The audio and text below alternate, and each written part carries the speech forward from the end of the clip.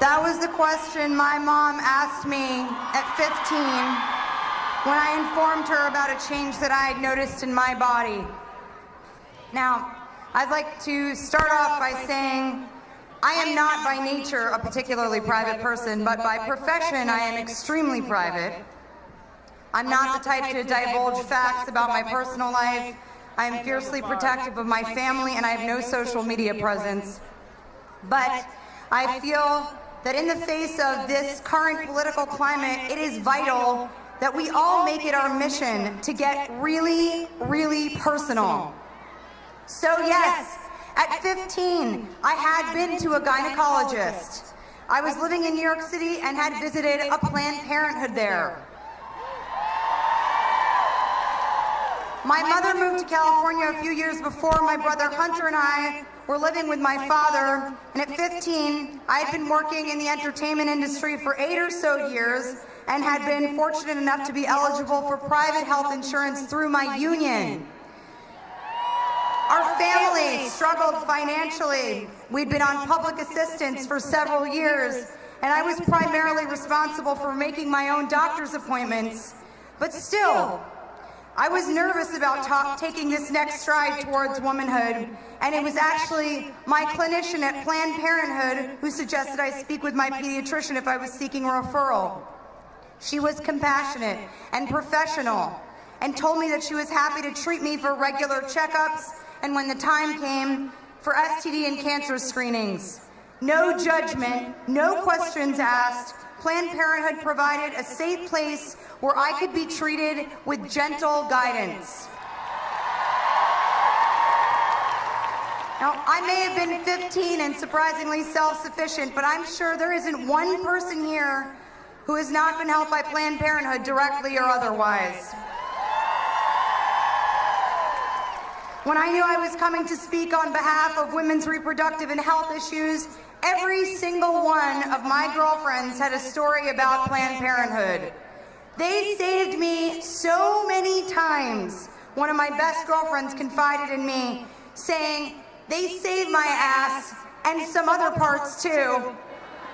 When I found out I had precancerous signs I never would have known about without my annual checkups, and her speech grew more emphatic and emotional as she described how the organization had helped her decide between treatment options. She was able to make some difficult decisions, deciding what was right for her body, and her then partner without anyone else's interference.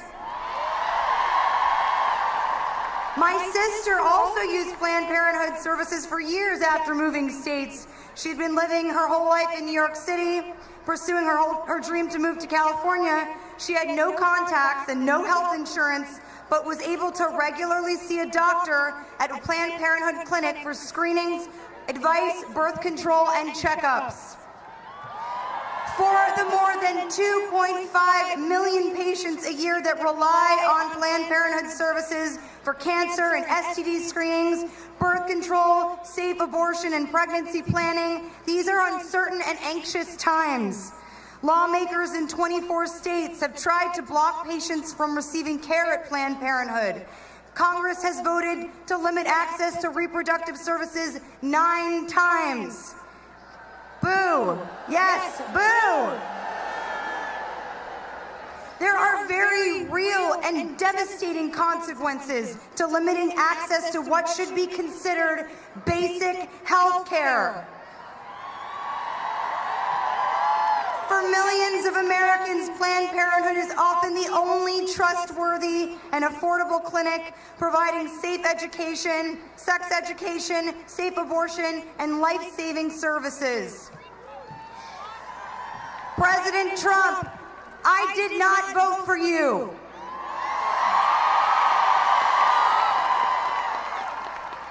That said, I respect that you are our president-elect, and I want to be able to support you. But first, I ask that you support me. Support my sister, support my mother, support my best friend and all of our girlfriends, support the men and women here today that are anxiously awaiting to see how your next moves may drastically affect their lives. Support my daughter, who may actually, as a result of the appointments you have made, grow up in a country that is moving backwards, not forwards, and who may potentially not have the right to make choices for her body and her future that your daughter Ivanka has been privileged to have.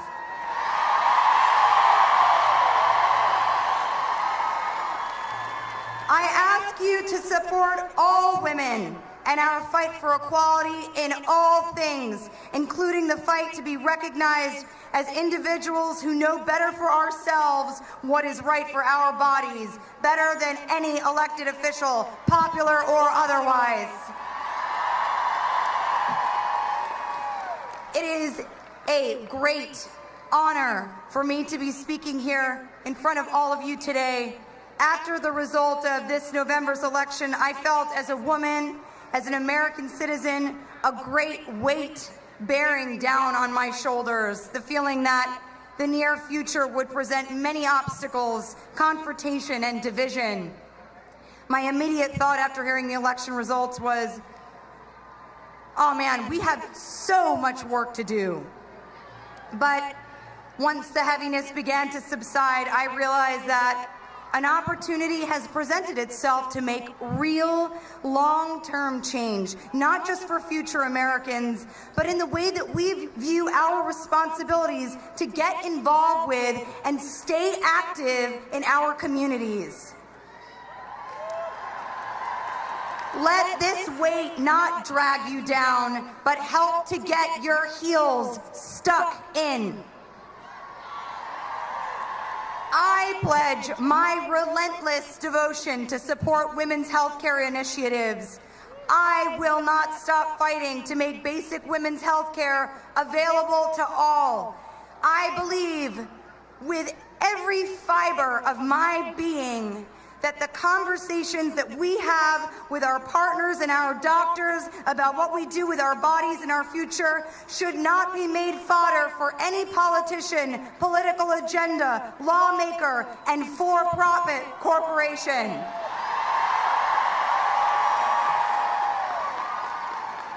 We must stand up for what are our basic human rights and always move forward, never backwards. The current political administration benefits from taking the power away from us. Don't give up your power. Don't let the feelings of helplessness make you complacent. I urge you all to make a difference on the ground. Volunteer.